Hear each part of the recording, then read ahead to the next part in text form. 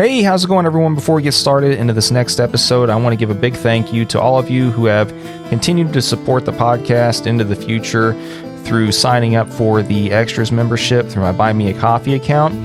For those of you who have, I promise there's even more cool stuff coming your way soon. I'm finalizing production on an audiobook that I just recorded recently, and I'm also coming up with some other ideas for some shorter form content as well. Some pretty neat stuff coming your way. So thanks again so much for going ahead and giving me $10 a month of your hard-earned money to help support. And I hope that you find that the content that you've gotten so far has been worth it. I really appreciate it. And it's gone a long way towards helping out with the expenses of maintaining this podcast. So if you haven't signed up yet and wish to, just head to my website at falconrychronicles.com and click on the Would You Like to Support link. It'll take you straight to my Buy Me a Coffee account page. You can sign up there and enjoy. And now, on to this next episode of the Falconry Chronicles podcast.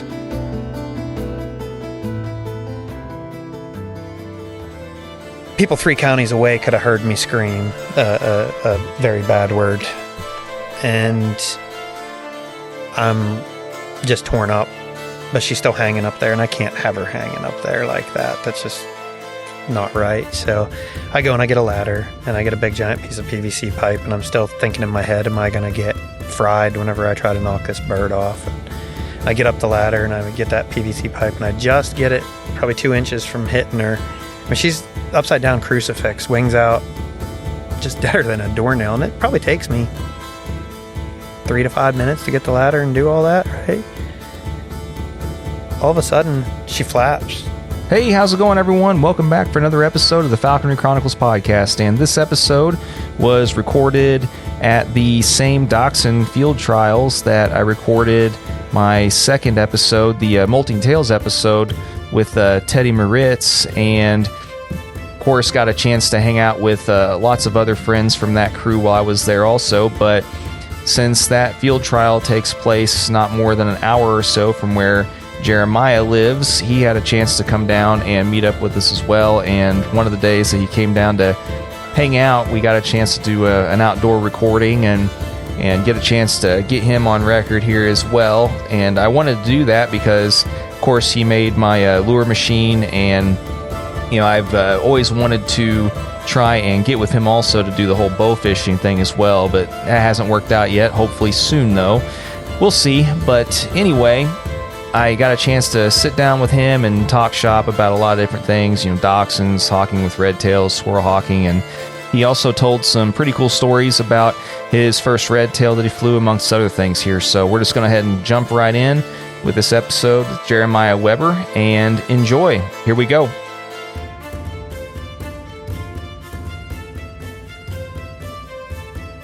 Cheers, man. You know, I hope we'll get your styrofoam lemonade there and my Corona. And no, it's nice to finally meet you in person. I'm glad that we could swing this. I know you've got a lot going on, and you've had those glorious septic issues lately. And, yeah, just the glories of owning an old 100-year-old farm, you know. Yeah, well, so I mean, you lived there a long time, right? No, that farm we've only been at about 5 years. Oh, okay. That's all it takes 6. sometimes. Yeah, well, and the thing is, the septic's not that old. It's just this torrential downpours that we've had for the last 2 months have saturated the ground, and the leach bed can't do it, so it backed everything up and just caused the unforeseen issues that you just got to deal with. Yeah. I mean, it happens. I mean, I told you. I mean, I've had septic ever since we moved into our house, however many years ago that was. You know, almost a little over a decade ago now. It was. We had basically it was. I don't know. It looked like it was a pit forming straight to hell. Oh God! In the backyard, and it was from where there was a leak. You know, around the. The one tank or whatever, and that had to be patched up. And so we were supposed to have 5 fingers in our field bed, and that went down to 1. Oof. And we lived off of that, kind of puckered for several years until we finally afforded to completely replace ours to the tune of $14,000. So I feel your pain. Yeah. Yeah. I just, I don't know. But anyway, we don't we don't want to sit here and dwell on the negatives this whole conversation, I guess. But no, sir. Yeah, but so what do you think about your first field trial? And just to give everybody a little bit of background here, this is we're recording today on, let's see, it's May 24th, and this is the first day of the Dachshund field trials here in Carrolltown, Pennsylvania. And for everybody wondering, yes, there are beagles that you're hearing in the background barking incessantly, and you'll probably hear Dachshunds barking at some point too, because I said we're at this field trial. We're recording outside. This is one of the first ones, breaking one of my cardinal rules for you today, man. So I feel privileged, but enjoy the ambiance, listeners. And to that tune, we'll go back to now that the scene and stage has been set for everyone listening. So we'll go back to the question of, how was your first field trial? It's interesting, to say the least. I expected more of a true hunting-related situation, like you see field trials for bird dogs or coon dogs on TV and, stuff like that. A little bit different. Interesting to see how it happens. Beautiful facility here. Can't ask for any more rabbits. I mean, we pushed rabbits, every 25 yards or less, we bumped a rabbit. My dog, Oz, fantastic hunting dog, was drawn to be number one against your Hades. Yeah. Hades, And we don't, it's interesting that you run the dogs, they make you call them back, and then they don't even tell you which dog won the heat, or if any did, or if they both got disqualified or what. It'd be nice to see someone do a video on, or a good even audio segment on what to expect when coming to a field trial for Dachshunds. Maybe something for you to do later in a later date or later episode even. Yeah, maybe. Yeah, I mean, I don't know. It's one of those things where I've done 3 of them now, and I still feel in some aspects even more confused than the first time I went to one. Yeah. So, yeah. If there's 6 heats, one dog out of each of those heats should move on to the next 3 heats, and then so on and so forth until you have one champion. But apparently that's not the case. Yeah, it's interesting how it's set up. I've had it explained to me before, and there's some aspects of it that I still can't make rhyme or reason of, and I just do what the judge says, and then literally it's like everything is left up to your fate's basically left up to them. Cool. Kind of like luck of the draw in reality. Lots of great dogs here, no doubt about that. I think it'd be great to see a more hunting-based field trial system devised for the Dachshunds, of course. I mean, they're great working dogs. Be kind of difficult, though. I mean, whenever you compare them to other breeds and what they do.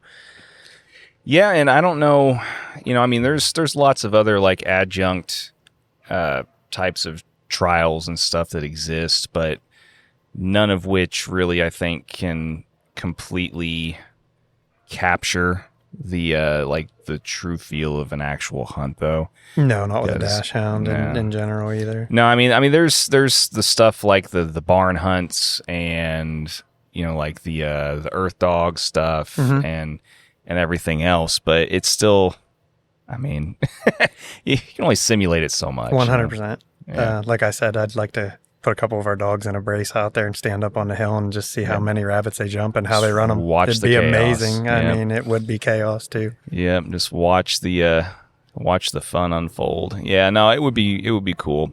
And I really wish that more, all these types of clubs that they're usually beagle clubs, and I get it because they're a very traditionally used breed, and especially when it comes to rabbit hunting and stuff for good reason. Yep. But it would be kind of cool to see some, rich person, come along that has a love for the breed and buy up a bunch of areas that they could use exclusively for, like a dachshund clubs and stuff too. But that would be awesome. Yeah, I don't know. We could sit and speculate on that stuff all day, but I mean, when it boils down to it, though, I mean, what was it that made you decide to get your first dachshund?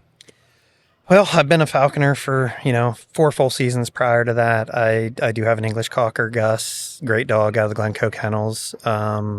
He works rabbits, but 2 seasons ago now, I went through a major drought in my area, which actually killed the mast crop.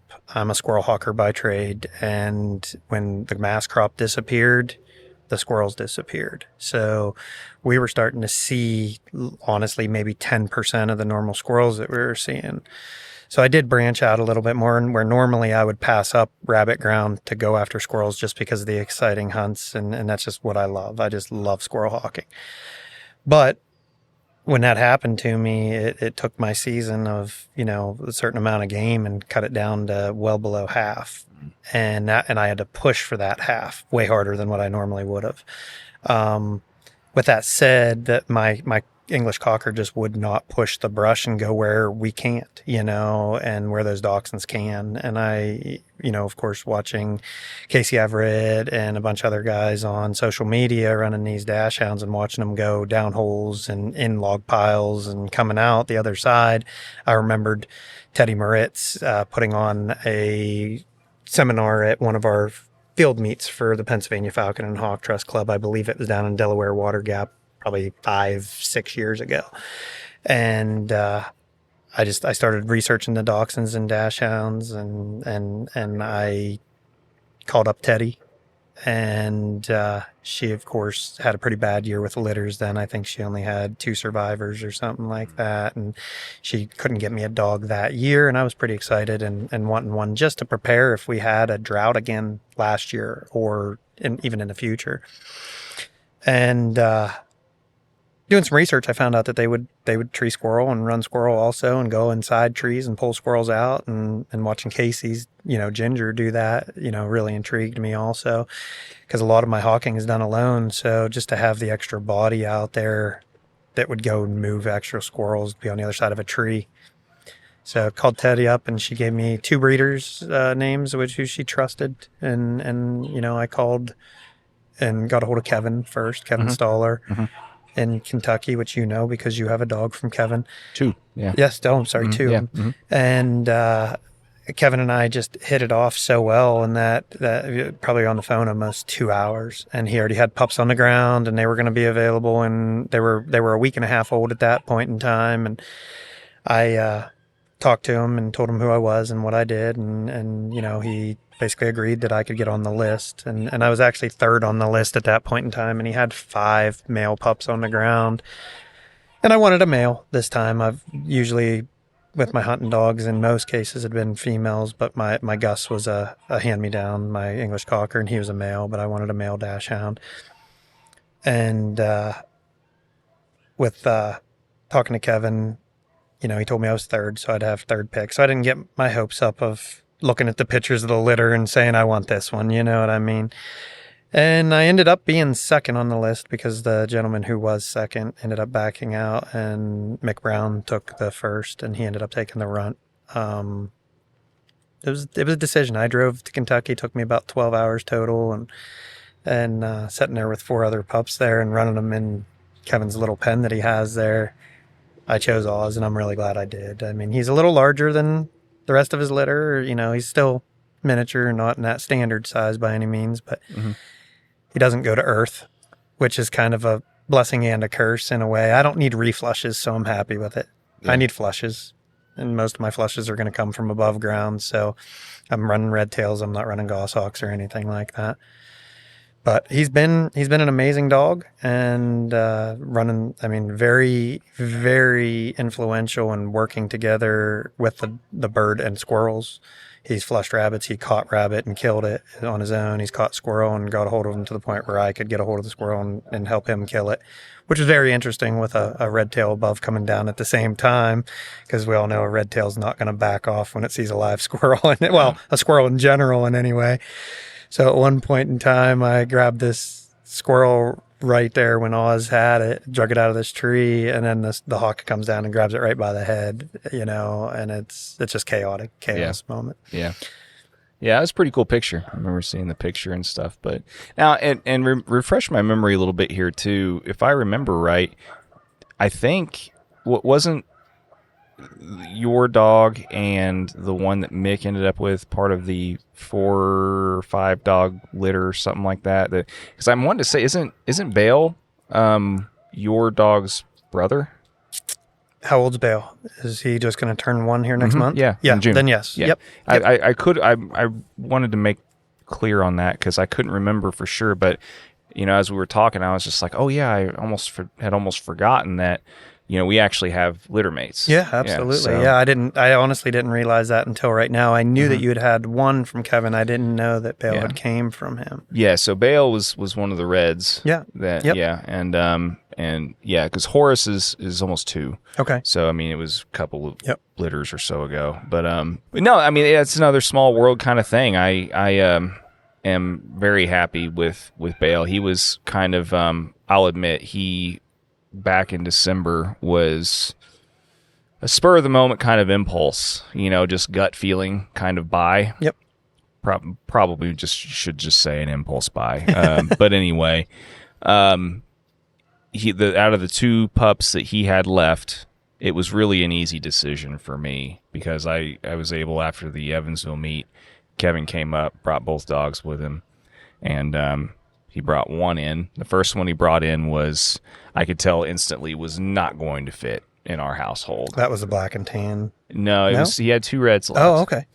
And the one, I was just like, this ain't gonna work. He's way too dominant of a personality, and was instantly just whatever with the other dogs. But then he brought Bale in, and instantly was very polar opposite, very submissive, got along very well, was really timid, wasn't trying to pick fights, and ironically enough, you just never know. He's going to probably turn out to be my favorite. Nice. My favorite out of the 3. So, what I'm getting at is I know I'm very happy with my dog out of the same litter. Yep. So, I know you're pretty pleased. Oh, I'm ecstatic with all this. Not that we're going to sit here and make this a promo for poor Kev or anything, but I will say, for anyone that's considering, it's another person you should definitely consider hitting up, with Country Critters Kennels, for those of you listening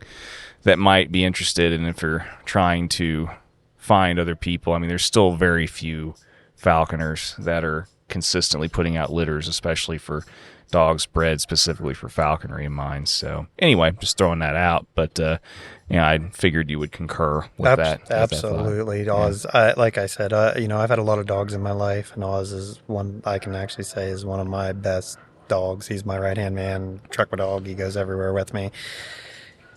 Rolls over on his back and lays down and goes to sleep like Snoopy. Just, he's a ham for sure. Yep. Well, that's cool. And so, I guess we can go ahead and just right off the bat get this part of the conversation kind of taken care of, since we're already, on it and everything. But so I guess I'll dedicate this part of the conversation a little bit to Teddy because literally we had the conversation that pretty much everybody we were talking to, I've talked to during this whole ongoing Dachshund series, if you want to call it, have basically echoed the same thoughts as far as the difficulties with potty training, housebreaking, and all that kind of stuff. But I wanted to give you a chance to let you say your piece on the subject because bearing in mind, everyone listening, you just have the one male dachshund, one male dachshund, but he he does live with other dogs, in the house at night. Mm-hmm. He's primarily he's not a house dog. He doesn't get the full run of the house like the other, my wife's Chihuahuas, and Gus and him both do kennel up at night in the house. But he gets full run of my workshop through the day whenever he's there. And he at first he did have some accidents, but he is as close to potty trained as you can get with a male dachshund. But like we discussed, I think with you, when you got 3 of them that are all just amped up, hyper, how do you put the attention needed that when one comes up and puts a paw on your leg, he's not like other dogs. He doesn't bark at me to tell me that he has to go. He comes up and he does this. He just puts a paw on the leg and that's it. Interesting. And at that point in time, I have to be paying attention. If I'm busy at a computer doing 3D drafting, programming, running a laser, what I'm doing in my shop, if I'm too enthralled with that and I don't take that, he will come up and he'll hit me a second time. So he gives you an actual He gives me a key, yep. An actual physical cue. Yep. And then if for some reason, if he has to go defecate, he will give me a bark. One bark. One single, and it's more like a roof. And then I know, okay, but with a pee, if I'm not paying attention and do my thing, he will go off somewhere and empty his bladder. Okay. But if I'm doing my thing and I'm watching him and I make sure he can get outside, he will not inside. Okay. Well, that's interesting. Yeah, I mean, like I said, it seems to be a common theme, especially with the people that have multiple Dachshunds, that it's just, you might as well just give up, as far as the hope, give up the hope is trying to keep any semblance whatsoever with it. I mean, you can, unless you keep them outside, say like Teddy does and stuff. But the reason why I said I'm dedicating this little segment to Teddy was because she was finally happy to talk to somebody else that was just like, see, John, see, see, someone else doesn't have any issues with him in the house, and in all honesty, it's not fair. You got 3, that one Dachshund is a full-time job when it comes to that aspect. I'll say that 100%. So 3 on top of that, 2 more on top of that to make 3 total. That would be very tough, especially working, you and your wife both work outside the home, I would assume. Yeah. So, a doggy door or something like that. Now, if you had a doggy door and they wouldn't go outside and use it, then I would see a major problem with that. But I don't know. I've not experienced that or had to deal with that in any way. Yeah. I mean, it's that the whole doggy door thing is an interesting thing to me too, because I've talked to a couple other people. I know Tyler was one of them, I think, that said that he was having issues up until the point he got a doggy door, and then his started just kind of going outside whenever, back whenever he had Zoid or whatever. But that's the only example that everyone else that I know for the most part doesn't have doggy doors though. All that being said though, I think that every dog's different. You might have just found a unicorn or something in that regard. Who knows? But until you get your second one, and you can deny it all you want, but you will end up with a second one at some point. I promise you. My wife will tell you different. Whatever. When it becomes her idea, you'll end up with a second one. Well, the funny thing is, when it comes down to it, this one was technically her idea. We were, I'd wanted the Dachshund. I'd mentioned it a couple different times, and we both kind of agreed the fact that, at that point in time, we already had 6 dogs, because we had the 3 Chihuahuas, we had Gus the English Cocker, and then we had 2 livestock guardian dogs in with the goats. So we had 6 dogs, and, of course we said no more 7th, and we got a couple of dogs that are getting really up there in age, and we were walking through a Walmart, and my wife's one of them people that can just turn into a ghost at any moment and disappear in Walmart. And all of a sudden I hear, oh my God. And I walk around the corner, and there's a long-haired Dachshund, red, in a shopping cart with a gentleman who's shopping. And my wife's up there loving on it, and then asks him, can I pick it up? And she's like, what kind of dog is this? And again, I already knew. And the gentleman says it was a long-haired wiener dog or Dachshund. And she turns and looks at me and goes, is this what you want? You can have one of these. Well, she's going to love this part of it. I took full advantage of that statement. And that's literally within a day or so is whenever I was contacting Teddy and taking advantage of her moment of weakness at that moment. Fair enough. Well, I mean, we've got to do it when we can, right? Well, we can all say we wear the pants in the family, but we all know how that goes. Yeah, it's hard to, when it comes especially to these types of animals, it's hard to pretty much be the sole decider, when it comes to that kind of thing. It's if both people aren't at least somewhat on board with it, it's not going to be kind of a fun time. Well, especially when they're not just a pet. Right. When they're a working dog, that's a completely different aspect of it. she worked completely solely from home at the time, but I made the agreement with her. This was going to be my ride or die, and he was going to be with me, and I was going to take care of him, and I've done that. So, we had an unexpected loss of a dog the night I brought Oz home. So that kind of hit her in a spot that not resentment in any way, but she's not as excited about Oz because she lost one of her older dogs that same night. It's that unwillingness to form an attachment or an emotion. 100%. 100%. It's a defense mechanism. Oh, absolutely. Yeah. And not that I have a psychology degree or anything. But anyway, but I think we all know what it is. Yep. Yep. And then I don't blame her. I mean, I understand it. I've grew up a little bit different. I grew up on a farm area, and it's everything has its purpose in life, including us, and none of us are making it off this rock alive. And nope. I want to celebrate this life as long as I can, and I'll never forget any of the animals that I had. But it's just one of those things where it's all part of life, and not that I think that she should handle things any differently. And she comes around. She's got time with Oz where she loves on him when I'm not around. Yeah. I guarantee it. So. Yeah. Well, how can you not? Oh, I know. He's just such a handsome little bugger. His little bow tie.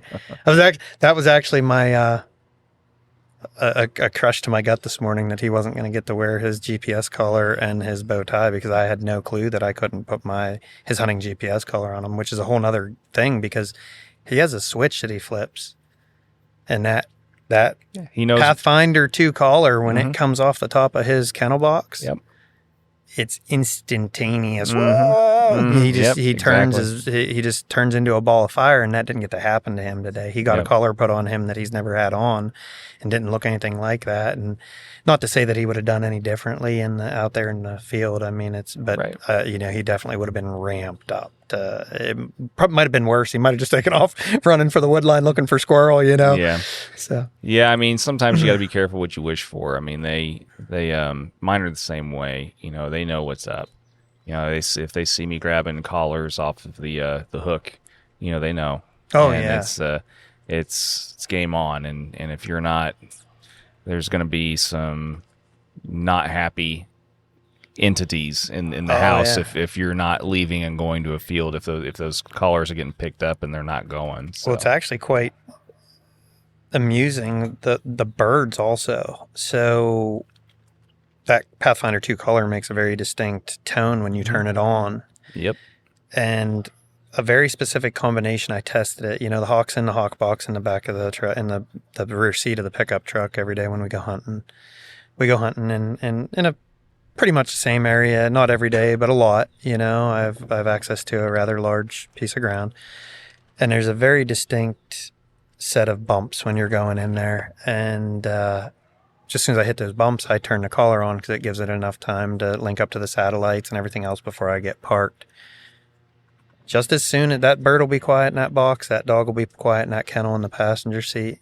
The second those tones hit, he starts whimpering, and the bird, you can hear her bells jingling. She's just in there smacking the box with her wings, and she's ready to go. She knows that it's time to hunt squirrel.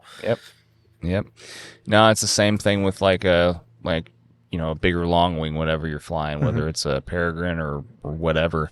If you're droning one, and they hear the props fire, the hum. Yeah, it's the same thing. Yeah, they know. I mean, sometimes we don't give them enough credit for the things that they figure out. But yeah, no, I mean, so in other words, you're a happy camper with your decision, and you're probably very glad that you I don't know, are you ever gonna think you'll ever not have one?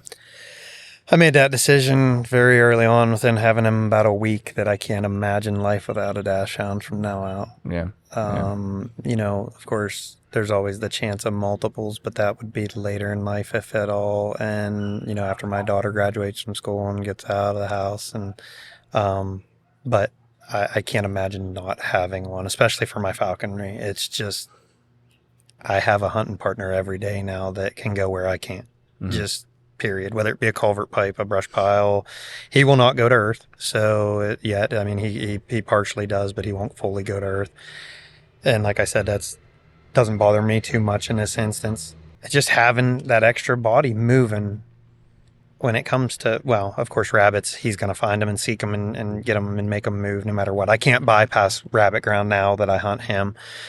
But fortunately, the area where I do hunt a lot is a floodplain, and a lot of the rabbits are drowned out every year if there is any there. We don't see a lot there. So squirrels, we all know squirrels are going to hug a tree until they see something on that side of the tree, and then they're going to try and move. And as long as we can get it to move, it doesn't need to jump from another tree. All it needs to do is make the wrong twitch up there and have that hawk see it, and then I can see it, and then we can work that bird on that squirrel.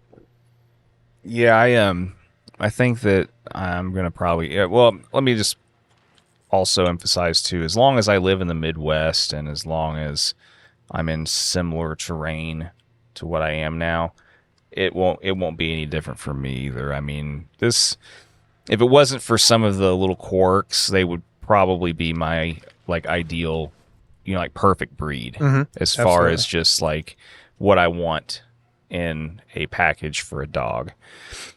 All that being said, if I lived out west or something, I would still go for like we had the conversation about, the practicality of beagless cockers and things like that. If you've got bigger fields and you need a longer terrain, leg dog for that kind of stuff. It's just if you got a lot of ground and that you have to cover, then you need one that can cover more ground in a shorter period of time, which is why the bigger breeds aren't ideal for what I want. So, but no, that's cool, man. I mean, I'm glad to see someone else's drink the Kool-Aid, so to speak, and I mean, it's I really think that I can't.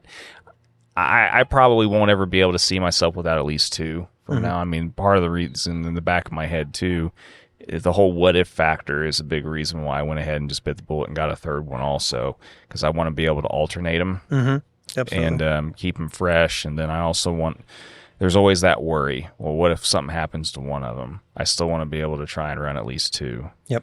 So if one goes down, I don't want to have to wait a whole nother season to pull one. I totally understand. So that. I mean, that's part of the factor, and why I decided to do that too. And part of the reason why eventually you'll come around and end up with two also probably. But anyway, enough of that. We have to speculate on your future anymore. My wife's gonna find you and take care of you. Yeah, she'll be really excited to meet me eventually, I'm sure. But bad influence. But yeah, man. Well, and so let's just loop back to then, one of the ongoing themes then, and go ahead and give a little bit more detail as far as what got you into the falconry in the first place, and just elaborate a little bit more on that side of things while we're kind of switching topics a little bit here. Okay, no problem. I'm not like if you go to a falconry field meet, probably 99% of those people, it's something they have always wanted to do from the first time they saw something that involved it when they were a kid. Of course, I was born in the late 70s, and, I grew up and watching reruns of Beastmaster and stuff like that. And I always thought it was cool, read My Side of the Mountain, of course, like we all did. And it was something interesting, but, I grew up and went into law enforcement and in all honesty, never even knew that this was really being practiced here in the United States. And I knew it still was in the Middle East. You'd see something here or there, especially as the internet was getting bigger in there. But I own a company that we manufacture. We started off manufacturing primarily predator hunting equipment for coyote, fox, bobcat style hunting. And then, of course, bow fishing also. So I had retail stores, and they're basically archery type stores, and with indoor range. And I would do shows, a lot of vendor shows, sports shows. And there was a gentleman named Fran Gray in the central Pennsylvania area who he would be at these same shows at different times. And, you'd see the flyer for the show, and it'd be Fran Gray doing a falconry demonstration. And I thought, that's kind of cool, but I thought it was just basically someone flying a bird to their fist. I didn't know that it truly involved the sport of hunting. And though it's cool and it intrigued me, I always wanted to see his seminar, but I never got to see it. And little did I know that you really can't do free flight, even at a seminar or anything. So basically it would be him holding a bird and talking about it. But my seminars that I would do for the sport of predator hunting would always either not align it to where I could not run my booth to make money and go to watch his seminar. I just couldn't have someone taking over my booth. So I never got to see it.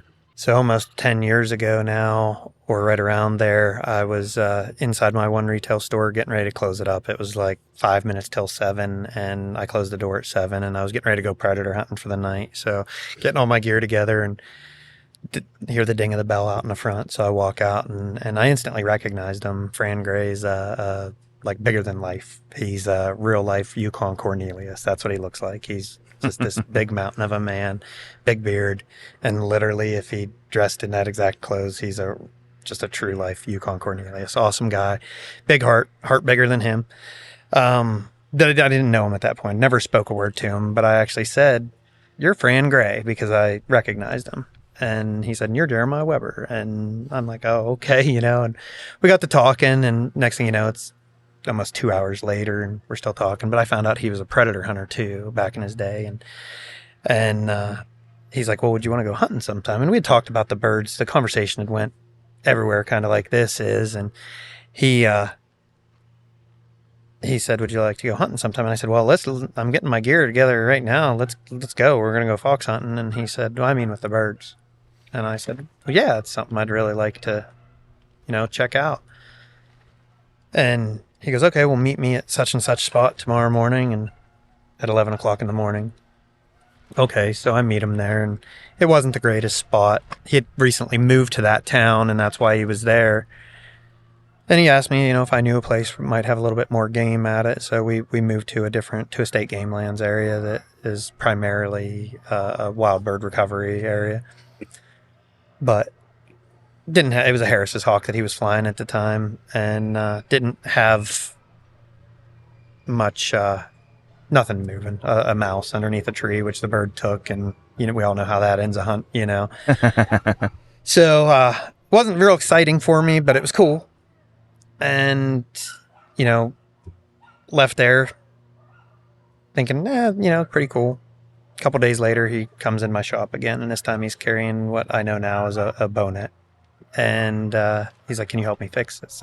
And I said, "Yeah, sure." And we brainstormed, and I said, "Well, how's this work?" And he told me, and I said, "I'd really like to see how this like how do you trap hawks?"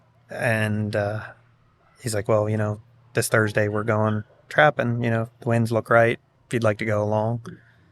Heck yeah, So I go, and we go to Eagle Field, owned by my grand sponsor, and we set up this blind. And though the blinds are permanent, but we set up this system of lines and the bow net system, and I'm like, yeah, like this is gonna work. Yeah. And he starts to explain to me that coming across that ridge where you can see half mile, 3/4 of a mile out, there's some specific trees with some very specific names that he had them named, and he told me to bring a pair of binoculars, and I did. And he tried to explain to me how you would see the birds coming in and be able to identify what they were, and he gave me a big education that day that you could see a bird, and it's this little speck in these binoculars, and be able to tell what it was 3/4 of a mile away coming out. And he'd flap that pigeon, and 10 minutes later we got a hag redtail in the trap, and that was just the coolest thing in the world to me, because I'm a hunter and trapper by nature, and that sparked my interest. That day we caught, I think, 9 hawks, various Cooper's hawks and redtails, and I think that's all we caught that day was Coopers and reds, some juveniles and some matures. And I'm like, "When are you doing this again?" And he's like, "Well, the winds look good Saturday." And I'm like, "How often do you do this?" And he's like, "Well, every day I can." Okay. So a year or two goes by, and I'm going with him real regularly. Mm-hmm.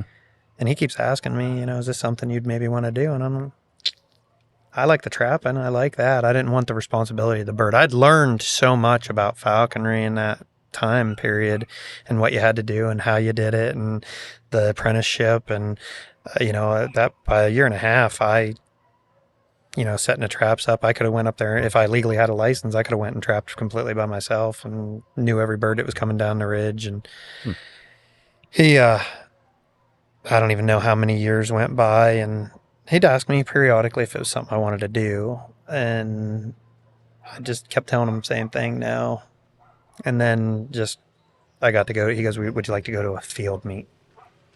I don't know what's that. And he tells me, a bunch of falconers get together and bring a bunch of different birds, and you fly them, and you go out in groups, and basically explained it to me. And I'm like, well, yeah, I'd like to really see this hunting part, because unfortunately Fran has a lot of health issues and he didn't get to hunt as much as he should, but it's not his fault. So I didn't get to see a lot of great hunting falconry in that time. And then I went to this field meet, and I can honestly credit Seth Roy to sparking my interest in real falconry at that point in time. We were there, and a group of us went out, and he had a passage goshawk at the time. No dogs were involved. We were, beating brush the old-fashioned style. And there was, I don't know, 5 or 6 of us, and the bird did what a passage goss does when there's 5 or 6 people around. It went and sat in a tree and didn't want to move. So, of course, Seth's like, you, leave, and Jeremiah, you stay. And it was the first day I met him, and another gentleman, and we stayed, and I proceeded to see that goss take quite a few rabbits in the next 2-hour period, and lightning fast. And I thought to myself, that's absolutely awesome. And at that point in time, I went back, and we were at that banquet that night, and I actually said to Fran, if that offer still stands to sponsor me, I'd like to give this a try. Now I don't have the same affection for goshawks that that it sparked the interest in falconry for me. Nothing against them. If you want to fly them, then so be it. They're an amazing lightning fast bird, and they're great at what they do. The passage didn't scream its head off, and I had early on, the way my apprenticeship and my birds fell. I had a red tail first, but then I took a kestrel through the summer. And somewhere through the middle of that, having that kestrel, it misprint bonded to me and started to just food scream every time it saw me. And I don't know if you've ever had a kestrel scream for you. Yeah. It ruined me for any type of screaming bird. Not that I can compare a screaming goshawk to a screaming kestrel, because that screaming kestrel will just bore a hole through your brain. Mm-hmm. I can't have a screaming bird anymore. It's just one of those things. So, and life's too short. Yeah, and now that we can't take a passage goshawk from Pennsylvania, I pretty much have wrote off I'm a poor dirt hawker. I'm not gonna pay for birds when God gives me all the red tails I can ever wish to have every year, which unfortunately is on a decline. Also, what we're seeing coming down the ridge, I hope that someday that gets straightened out, but I don't know if it's West Nile or what it is that's taken a bunch of them out. But we've definitely seen numbers of even red tails slowing down. But once again, nothing against the goshawkers, and I'm not putting them down. They're just not for me. But running with dachshunds, it'd be perfect, because they're going to flush close to you too. But I've successfully now flown the season with my dachshund and my red tail hawk, which was a surprise to me. I was worried. I mean, we all know what a red tail's capable of doing, and them powerful feet on it. And I was really, really, really worried that this wasn't going to work out with red tails, and I was going to have to go to an accipiter of some sort to run with my dachshund, which I now had. But I can't ask for a better bond there. But to get back, Fran said, of course, and we kind of started the process, but of course I was moving out of town, and we knew that would take about a year to get the new farm set up and everything else. So basically I'm 5 years into being a true falconer now, but I started the journey about 10 years ago total. And now I can't imagine living without a bird. It is my de-stressing. It is the one thing in my life that, being a small business owner, we accept a huge amount of stress that most people in a normal day couldn't handle. But I can go out there when that season's in, and for that hour to 2 hour period that I'm flying that red tail every day, nothing else matters. Mm-hmm. And now I have that dog in there, and it's just so much even more enjoyable. And my mind's clear. I'm not thinking about work, and it's a major de-stressor, and I'm sure my wife would even say that when hawking season's in, I'm a much more pleasant person to be around because I have that hour of de-stress every day, minimum of an hour. But yeah, that's what brought me into falconry, and people always look at me when I tell them that story, because everyone else, it's just something, it was so hard for them to get into because they had to go through the process of finding a sponsor and then, convincing them to sponsor them, when I basically had someone who found me and, lack of better terms, just offered repeatedly until I did accept to do it. Fran's had major health issues in the last couple years again, and hopefully he'll be out back in the woods with us again this year. He's doing a little bit better, had some issues taken care of. But I have a great friend, Brennan. You met him today. He was the one who held your dog up there while you were running too. He's here in Pennsylvania. I won't mention his line of work, just a little bit more private, but he travels and comes up to hunt with me an awful lot now. It's about an hour for him to get to me, and that makes it even much more pleasant. When you have another person to hawk with and be able to share that with, it's just so much more amazing. Yeah. Well, no, I agree wholeheartedly, man. It's I think and it goes both ways with spouses, I think. Once one figures out that there's something that makes the other one more easy to deal with, it's like, all right, just go do that. Go away and go do that thing, and don't come back until you do after a while, because we're not beings that can just continue to bottle stuff up, and without eventually exploding. And whenever someone doesn't have an outlet, it's usually not a good thing. So I feel you, man. It's but yeah, I mean, it's interesting. I mean, that's one of the things that I continue to enjoy. Can't say it enough about doing these recordings with so many different people, is you hear so many different pathways, into this. And I mean, this is kind of another unique one. There's not very many people that that you talk to that, kind of sit there and figure out their way for the better part of a decade before they actually really dedicate themselves to it and everything. I mean, it's another one of those paths less traveled, I think. So, well, the first field meet I went to, we're in these groups with people, and there's people there that are trying to find a prospective sponsor, and I'm standing there talking to a guy, and there's this guy's like, do you have a sponsor? And I'm like, well, I mean, if I want it. And he's like, what do you mean if you want it? And this guy had been trying for 7 years to find somebody to sponsor him. This guy had been begging people to sponsor him. So we all know how hard it is to get into it and how lucky we are to be in it. And like I say, I had no interest in it, and now it has enthralled my life. I almost pass up most other types of hunting, and I would, honestly, I'd pass up going and hunting 150-inch whitetail with my bow and arrow in Pennsylvania to go out for the whole hawking season, because every squirrel that I kill is that. And that's where it really set it off for me. Of course, I was a falconer. I'd passed my test.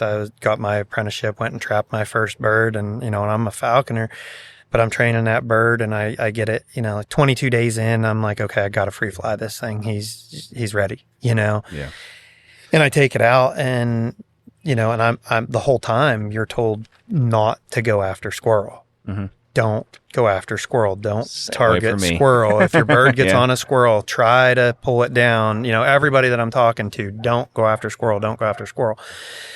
And I get out there and I'm this brushy area, and literally the very first thing, like I cast my bird up, and this squirrel hits the ground and takes off running and tries to come up the side of the tree, and my hawk just comes in and just strafes it right off, smashes it, boom, just crushed this thing. Like 3 minutes into my very first hunt with my, truly free-flown hunt with my first red tail. And I was so amped up that I was like, oh my God, what just happened? So, and then I'm like, okay, well, I'm lucky. He didn't get any bites. Of course, I helped dispatch a squirrel and stuck it in my bag and, fed him. And of course, everyone tells you to let it feed up on its first kill. Well, I've learned not to do that. I don't do that. That may be something that, there's people listening, and I know we all have different ways. And the one thing that we can all, 3 falconers can agree on one thing, that the two can agree that the third one's wrong. It works for me. But I found if I let that hawk feed on its first kill, it becomes possessive of that type of animal. Mm-hmm. And I made the mistake 3 years ago on a hawk of its very first kill was a rabbit, total by accident. I was going, because I don't even target them. I had a squirrel in a tree. Hawk was working it. It would have been its very first kill. I stepped back to get a better look. This rabbit busts literally out from underneath my foot, makes it 10 feet. Hawk comes down, crushes it. My birds don't kill rabbits on very much of an occasion, so I just let her feed. Well, every rabbit she killed from then on out, I couldn't even move in on her without her footing so hard that it was not even funny. But every squirrel she killed, I could go in with my bare hand and kill it or grab it, and she didn't care at all.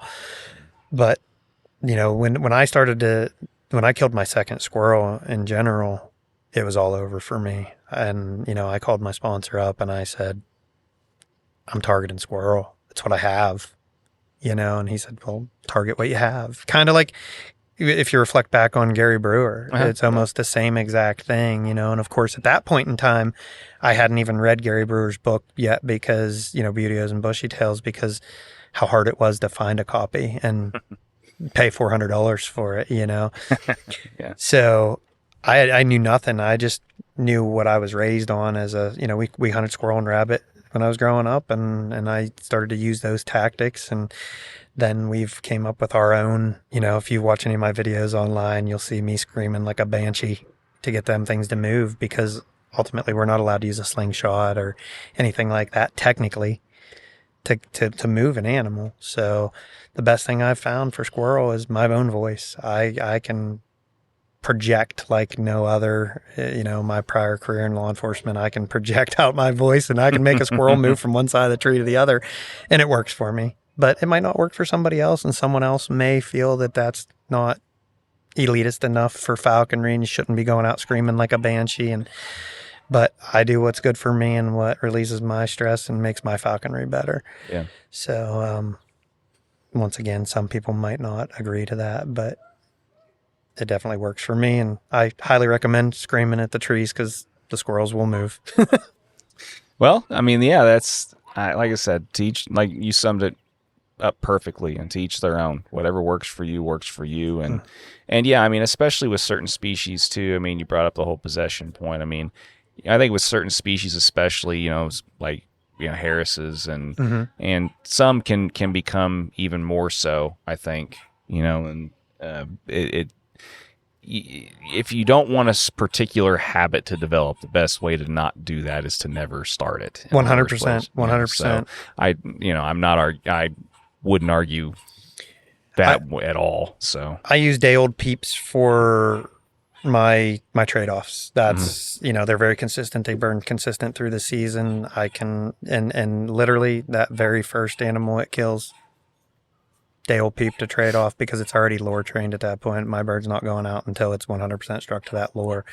Throw that lure down. They literally, my last 3 birds, well, 2 birds, I guess, because she killed a squirrel first. But with the squirrels, catch a squirrel, death spike it, pin it to the ground, throw the lure 5 feet away, bird hops off the squirrel and goes right to that lure and starts eating. I can pick that. I don't have a problem trading a red tail off. I hear lots of people have issues with it.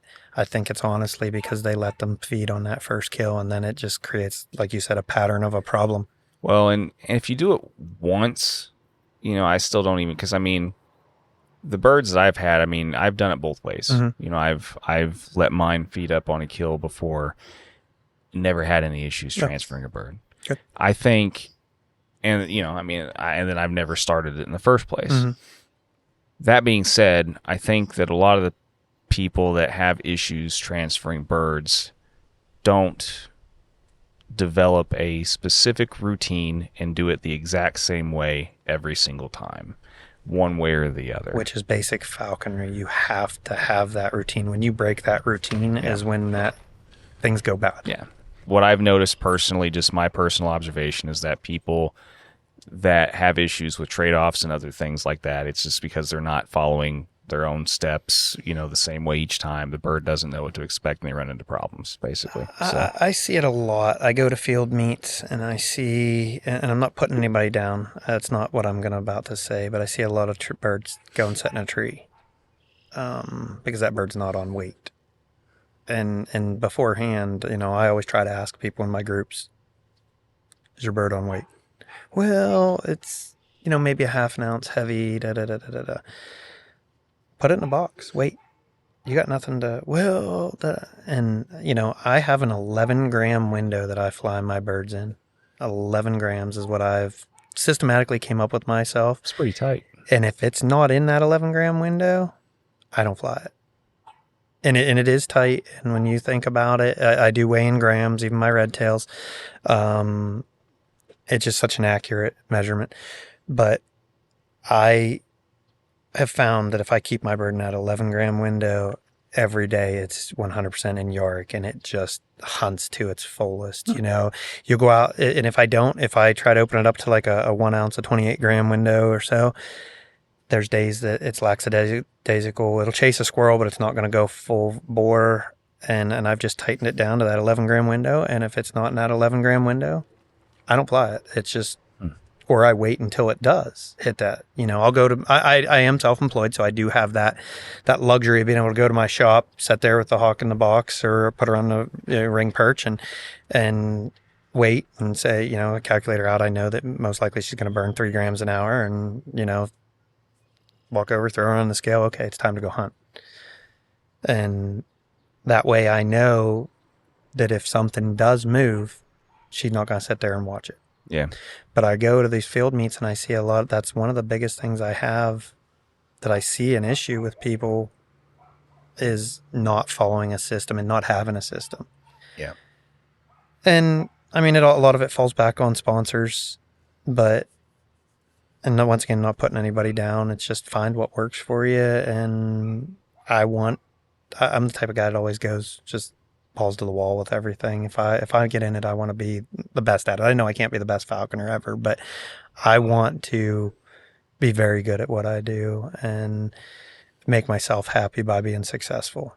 But with that said, my successfulness in my brain is when I come home with a bird and I come home with a dog, I had a successful hunt. The harvests on top of it are just bonuses.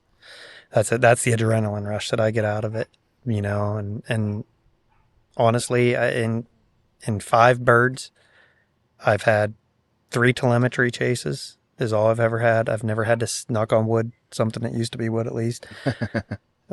I've never had to sit underneath one at night and wait for it in the morning to lure it down. But I've kept that very tight window also. The 2 of the 3 telemetry chases were this year with my bird, who's just exceptional, but it was nothing me not following a system. It was her getting in a predicament where she could see about a 1/4 mile away, and this whole ravine, the sun broke up over the other side and lit that hillside, and there was no squirrels moving where we were. And the squirrels started bouncing across those trees a 1/4 mile away. Well, there was a physical barrier between me and there. And she took off, went over there, watched her slam right into a tree. Of course, now I got to drive out 3 miles to even get to where she's at, which is only a 1/4 mile away from me. But to get around that barrier and over there, I had to drive 3 miles. And as I'm backing out, I keep watching, I'm spinning her lure, but nothing's happening. And I see a immature bald eagle going into that same woodlot. And we all know what'll happen there. Immature balds will definitely kill your juvenile red tail to take if they have a squirrel or something. So it makes your heart, just sink. But get over there, run the telemetry, find her, and she's just hunting that hillside now. She's doing what a good squirrel hawk should do. Sure. I didn't have the game where I was, and she saw it over there. And that was two separate occasions, same bird. But once again, I'm interviewing her right now because she's just a phenomenal bird. Other than that, she stayed right with me, followed me, killed everything, basically at our feet all year long, except for a few times where she saw a squirrel on the ground 100 yards out and went after it. Sure. No, that's cool, man. Well, I mean, I think we've touched on most of the like really important points that I wanted to try and touch on while we were in the same place at the same time anyway. I do want to have, this probably isn't going to be the best scenario for it because I think we've gotten off pretty well during this conversation with the elements around us and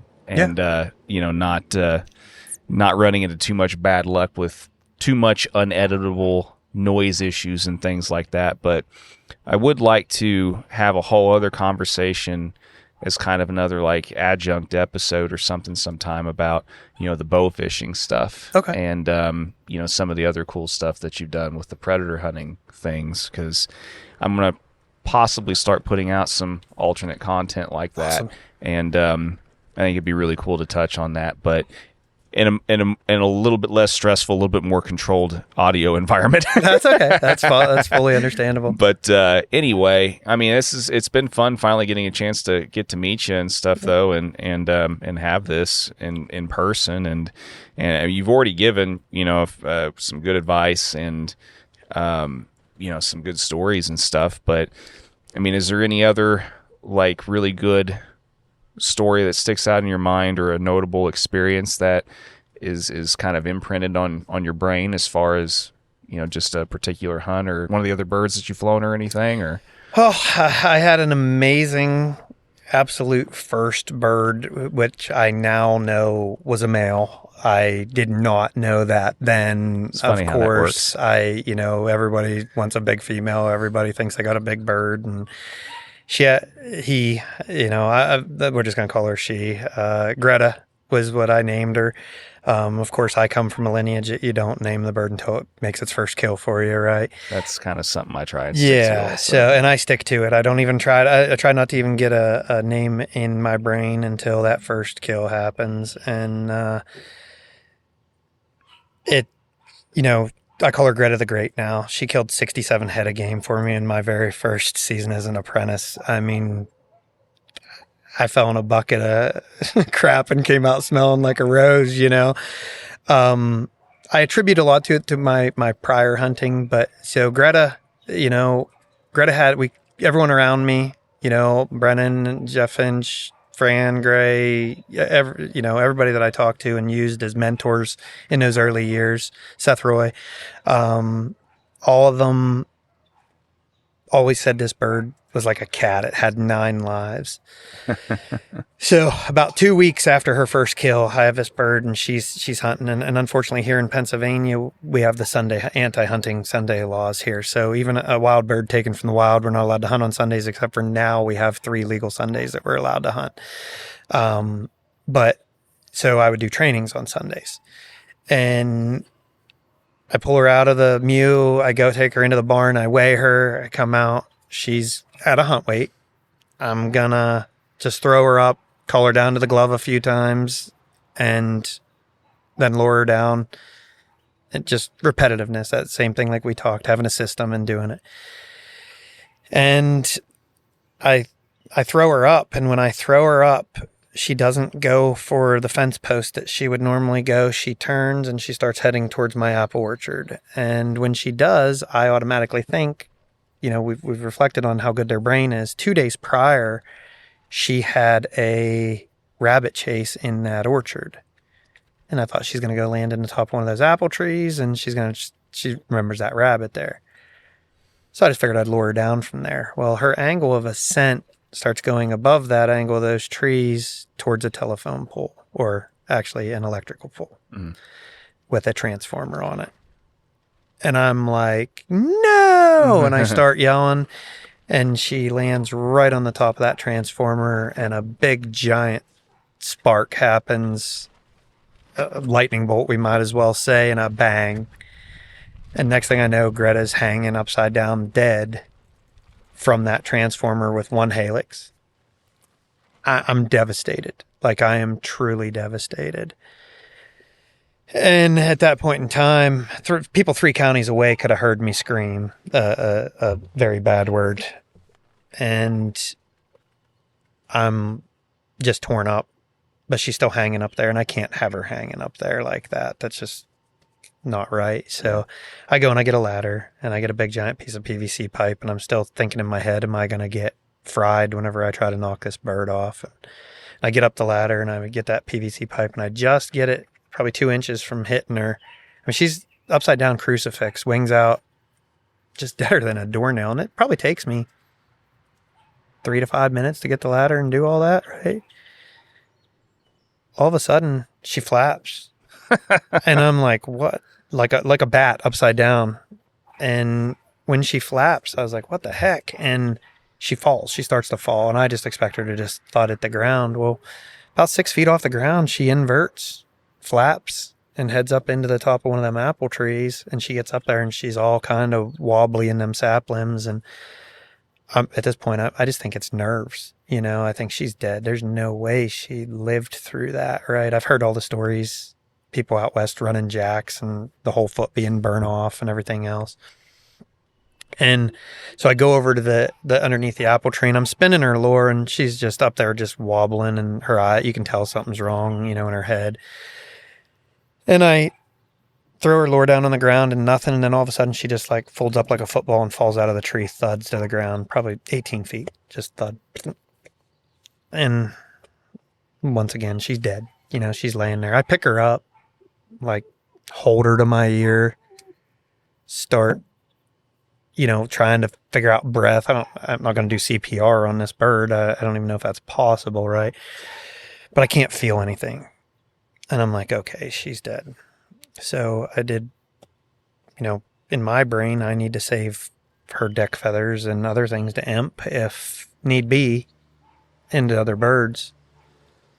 And my Havalon knife, I'd broke the blade the day before, because that's what I used as a death spike then, was a Havalon knife. And I'd broke that blade off, and I knew that. So I went down to the house, changed out the blade, came back up, grabbed a hold of her, and, you know, some people might not like hearing that, but was just getting ready to take her deck off. And she jumps up and looks at me. So now we're talking probably 25 minutes from the time that she got electrocuted. Jeez.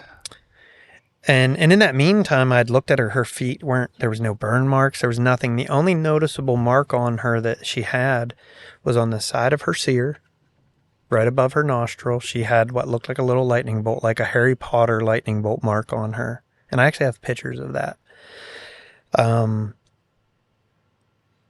And when she jumps up, she looks at me on the ground, and I'm like, whoa. So I reach in my bag. I still have my hawking bag on. I pull out a peep, and I hold it up about a foot above her, and she very ugly makes it up to the glove. And she's wobbling and weebling, and she's just bound into that, holding. She's not trying to rip it apart or eat it or anything. And I start walking across to the mew. It's about 120 yards to get her to the mew. About halfway there, she has that peep ripped apart and eaten. And now she's stable on my glove. So I'm like, So I set her on the post that I normally creance on. And I'm looking at her. I spray her down with some water. She opens her mouth up and actually takes it. And she had never done that before. So she takes a lot of water in her mouth. And in the meantime, while I was changing that knife blade out to double back, I had tried to call Seth, tried to call Fran, tried to call Robin Grabowski, who's a wildlife rehabilitator in the area, tried to call Brennan. And it's a Sunday morning. They're either all at church or not up yet. And because I didn't know what to do, you know. And so I start pulling tidbits out. She starts flying to the glove for tidbits. And next thing I know, she's flying 70 feet to me.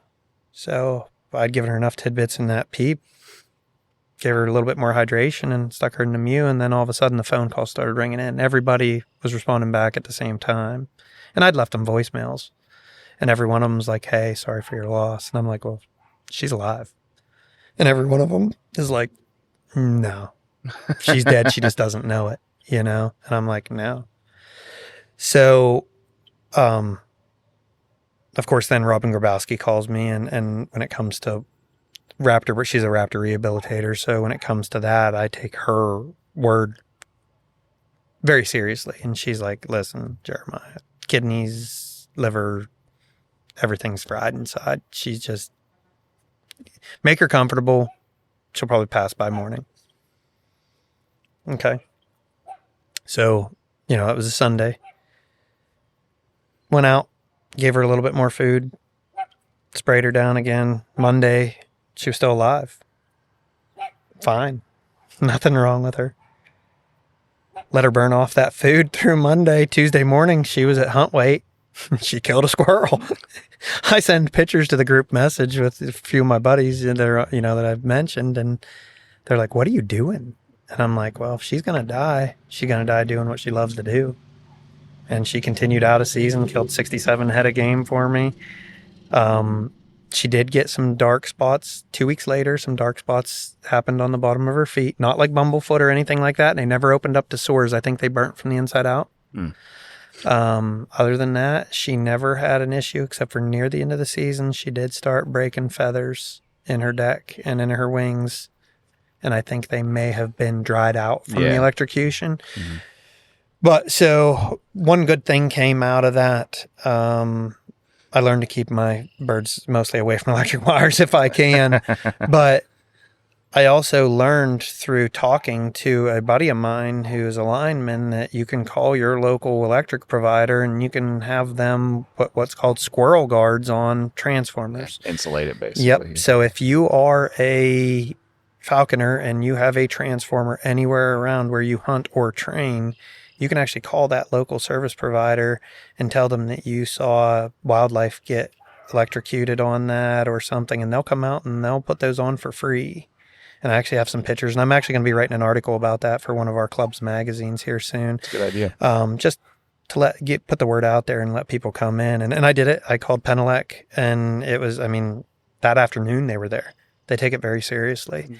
And they doctored it all up. I don't have to worry about that anymore. I don't actually train right there anymore just because of that, because I don't want to take a chance. But while the guys were there in a bucket truck, they said, well, where's the hawk that died? And I said, well, it didn't die.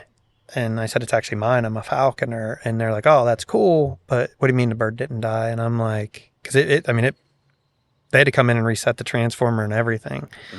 But he, and I said, it didn't die. And they're like, there's no way it didn't die. That's 7,200 volts at the top of that transformer. So 7,200 volts went through that bird, blew out its sear like a lightning bolt and made ground contact, and it didn't kill that bird. Well, yeah, I don't know. It'll forever be one of the ongoing mysteries for us, I think. Yep. But I don't know if it's got anything to do with the fact that birds' bones and stuff's so hollow or porous or whatever term you want to use or whatever. I'm probably sounding really stupid right now, but I don't know. I'm not going to sit here and try and rationalize it. I just think it was just a freak accident that she lived, in all honesty. It was a freak accident that it happened, but it was a freak accident that she lived, and she ended up being, to this date, the highest killing bird for me in a single season. She'll always have a special place, but Athena that I'm running right now is a better base bird. That was 67 head of game that Greta killed. That was a huge variety. And for me, a head of game is anything that's a wild animal that she takes, Mm-hmm. Now, Athena, it's truly true head of game. So, and she killed 63, and we had a part of the season that we just couldn't hunt for mice over and stuff like that. So